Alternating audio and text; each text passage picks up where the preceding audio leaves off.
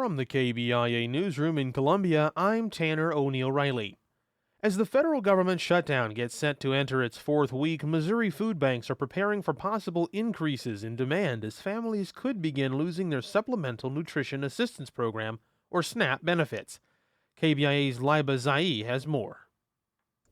Irma Arteaga is an associate professor at the University of Missouri's Truman School of Government and Public Affairs.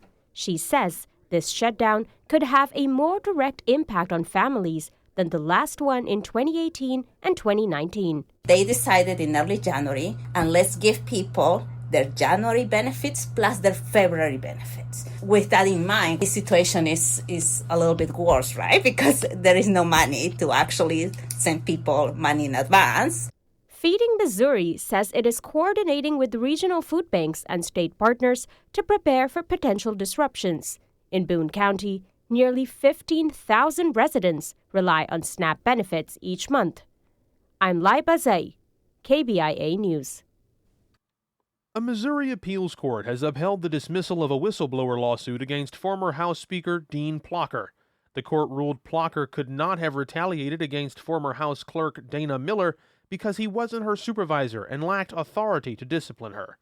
Miller claimed in a lawsuit filed in May of 2024 that Plocher targeted her after she cooperated with an ethics probe into alleged misconduct, including misuse of taxpayer funds.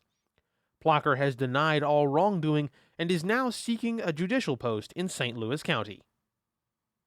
The U.S. Department of Interior intends to lay off almost every employee at the Columbia Environmental Research Center, as well as axing 2,000 more positions across various agencies.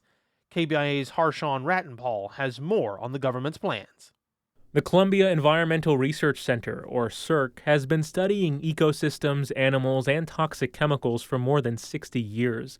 Positions there have been threatened since the Trump administration began its downsizing efforts earlier this year. Don Tillett is an environmental toxicologist who worked at CERC for 30 years before retiring in 2022. It is so disappointing. There are not other laboratories in the country, or really in the world, that can do the type of work that's done at CERC. The government laid out its plan in a court filing Monday after being sued by unions that represent federal employees. A judge has temporarily blocked the Interior Department from enacting the layoffs. I'm Harshawn Rattenpaul, KBIA News. Missouri's school funding formula could see major changes as a state task force reaches the halfway point in reviewing how public schools are funded. Key proposals include switching to enrollment-based funding, giving extra weight for students with special needs, and adjusting how tax revenue offsets state aid. Final recommendations are due to the governor by 2026. I'm Tanner O'Neill Riley, KBIA News, Columbia.